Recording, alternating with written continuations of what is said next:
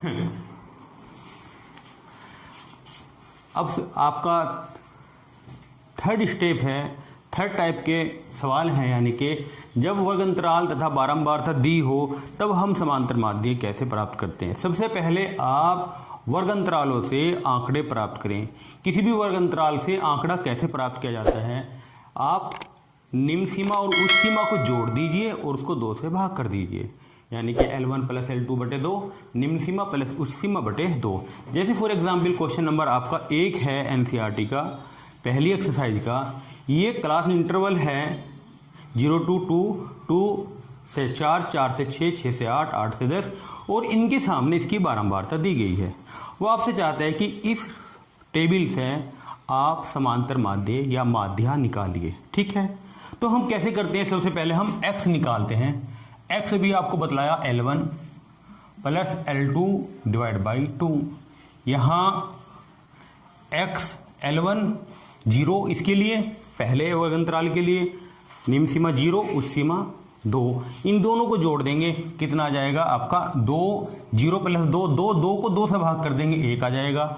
2, 4, 6, 6 को 2 से भाग कर देंगे, 3 आ जाएगा। 4, 6, 10, 10 को 2 से भाग कर देंगे, 5 आ जाएगा। और इसी तरीके से ये इनमें देखो 2 2 बढ़ते जा रहे हैं, तो ये बढ़ जाएंगे इस तरीके से 9, और जिसको 11 हो जाएगा, और इनको जोड़ेंगे तो ये आपका 13 आ जाएगा। ठीक है, बाकी काम आपने जैसे कल किया था समांतर माध्य। क्या था समांतर माध्य? कल था आपका x बार बराबर सिग्मा, यहाँ इधर लिख लेंगे, क्या था? सिग्मा x बार बराबर सिग्मा fx बटे सिग्मा f। अब आपको क्या निकालना है? Sigma fx। f ये हो गया, x ये हो गया। यहाँ पर अगले स्टेप में आप fx करिए। fx कैसे होगा बेटा? देखिए, आप इन दोनों की मल्टीप्लाई करिए, गुना करिए। 1 की 1 से गुना करेंगे 1, 2 की 3 से गुना करेंगे 6, 1 की 5 से गुना करेंगे 5, और 5 की 7 से गुना करेंगे 35, 6 की 9 से गुना करेंगे 54, 11 की 2 से गुना करेंगे 22, और 13 की 3 से गुना करेंगे 39। अब आप इनको जोड़िए, बारंबारता को जोड़िए और सिग्मा fx को जोड़िए, यानी कि किसको? इनको जोड़ेंगे। 1, 3, 4, 9, 15 और 5, 20। ये आ गया आपका सिग्मा f इक्वल टू, अब आप इसी तरीके से इसको जोड़ेंगे।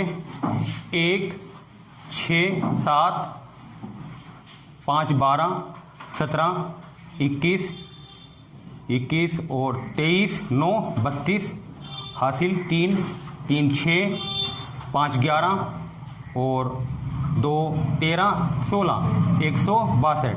ये आ गया आपका सिग्मा fx।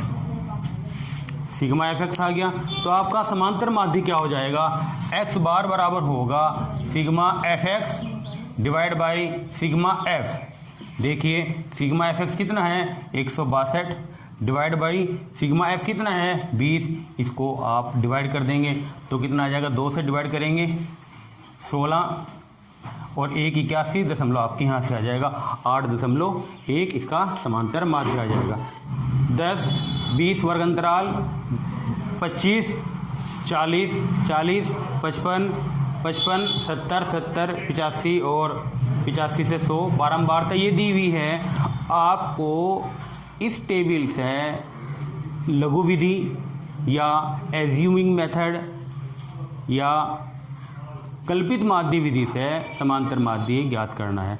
देखिए इसके लिए हम करते क्या है? सबसे पहले तो वही, आप पहले वर्ग अंतराल से क्या बनाएंगे? आंकड़े बनाएंगे, यानी कि x बराबर होगा L1 प्लस L2 बटे 2। आप इन दोनों को जोड़ दो और उसका आधा कर दो। कितना? 25 और 10 35, 35 का आधा हो जाता है, यानी कि 2 से भाग करते हैं 17.5। देखिए इन दोनों में कितने का डिफरेंस है? 15 का। इसमें 15 ऐड करते चले जाइए बार बार।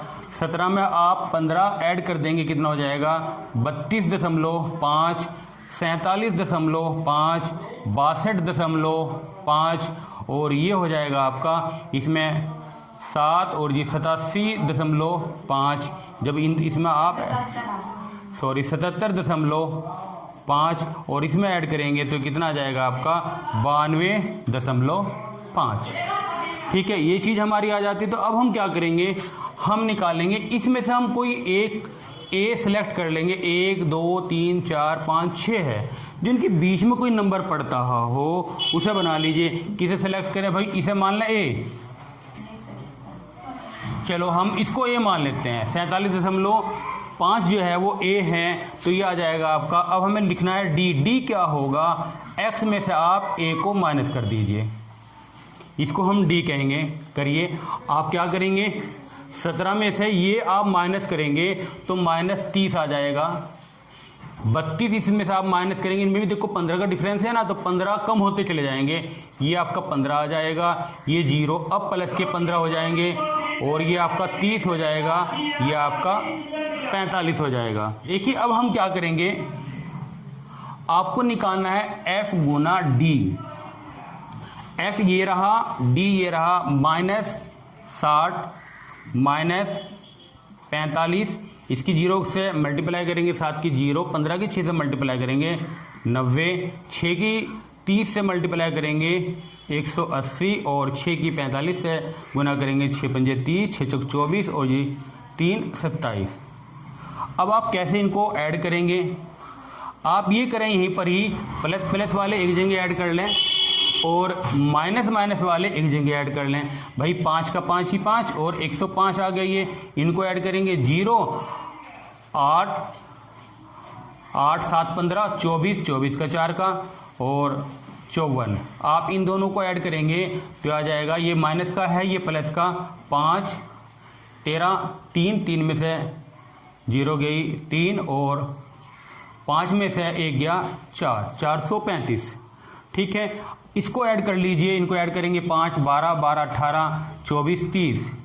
ये हो गया आपका सिग्मा एफ, और ये हो गया आपका सिग्मा एफ डी। अब समांतर माध्य क्या होगा? बस थोड़ा सा बदलाव आ जाता है। समांतर माध्य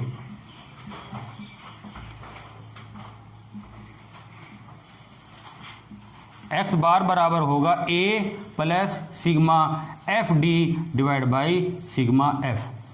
मतलब जो आपने ए माना था, इसको ए लेट किया था, वो यहाँ ऐड हो जाएगा, और एफ की जगह यहाँ पर डी का ही आपने योग किया है, तो ये आ गया आपका 47.5 प्लस सिग्मा एफ डी 435 बटे कितना आपका 30। देखिए 47.5 प्लस, इसको इससे आप भाग कर दीजिए, 3 से भाग करेंगे, 3 एकम 3, 3 चौक 12, 3 पंजे 15, 14.5। इनको ऐड कर देंगे, रिजल्ट आ जाएगा आपका 0 5 7 और 5 12, 2 हासिल 1 2 4 6, कितना 62। तो समांतर माध्य कितना आ गया? 62। यह आपका आंसर आ गया। बहुलक, जो आंकड़ा सबसे अधिक बार आता है वह उन आंकड़ों का बहुलक कहलाता है। फॉर एग्जाम्पल, जैसे मैं ये कह दूं 2 4 6 2 0 3 5 6 और 2 का बहुलक बताइए। का बहुलक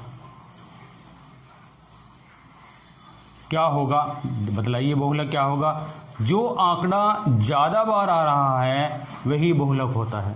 मोड यानी कि यहाँ पर 2 1 मरतबा, 2 मरतबा, 3 मरतबा 2 आया है, और बाकी 6 2 मरतबा आए हैं। बाकी कोई आंकड़ा, कोई नंबर 3 से ज़्यादा बार रिपीट नहीं हो रहा है, तो इसका बहुलक कितना हो गया? आपका 2 हो जाता है। बहुलक कितना है? 2।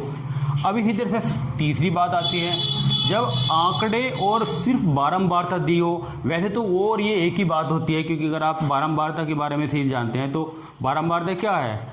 जितना आंकड़ा, कोई भी आंकड़ा जितनी बार आता है उसी को तो उसको बारंबारता में कहते हैं। यहाँ पर अगर हम 2 की बारंबारता देखेंगे 3 आ रहा है। इस तरह से वो एक सवाल दे देता है कभी कभी आपको, कि एक टेबल बना देगा और यहाँ लिख देगा ऐसे कि बतलाइए, ये एक्स आ गया, ये एफ, 2 4 6 8 और 10 ये आंकड़े हैं। इनकी बारंबारता इसकी 1 है, इसकी 4 5 2 और इसकी 3 है। तो बताइए कि इसका बहुलक क्या है? तो बहुलक क्या होगा? बस आपको टेबल देख के ही बतला देना है।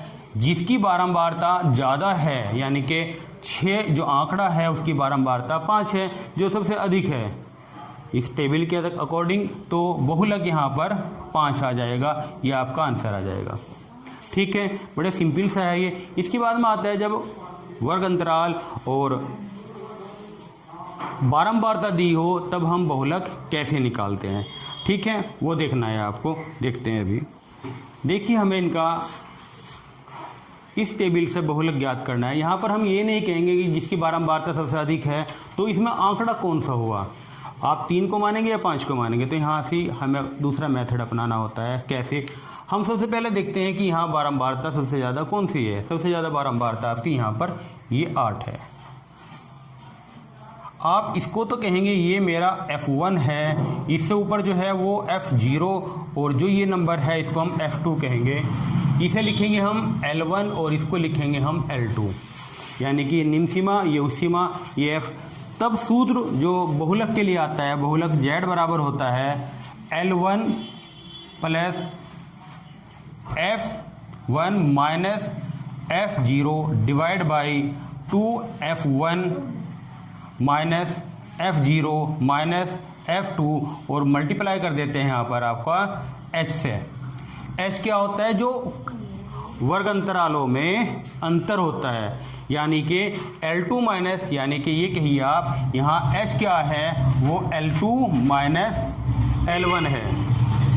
ठीक है, तो रखेंगे आप इसमें L1 कितना हो गया 3 प्लस F1 आपका 8 हो जाएगा, minus F0 7 divide by 2 Guna 8 minus 7 minus 2, और इन दोनों का डिफरेंस यानी कि H कितना हो जाएगा 5 माइनस 3 2। इसको कैलकुलेट करिए आप, 3 प्लस 1/16 माइनस 9 गुना 2, तो रिजल्ट आपका आ जाएगा 3 प्लस 2/16 में से 9 गए 7।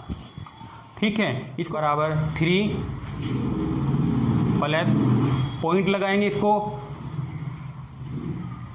7 दूनी 20 हो जाएगा, 7 दूनी 14, फिर 6 7 8 56, 4 7 5 35, ये लिख सकते हैं 3.285, या इसको हम 3.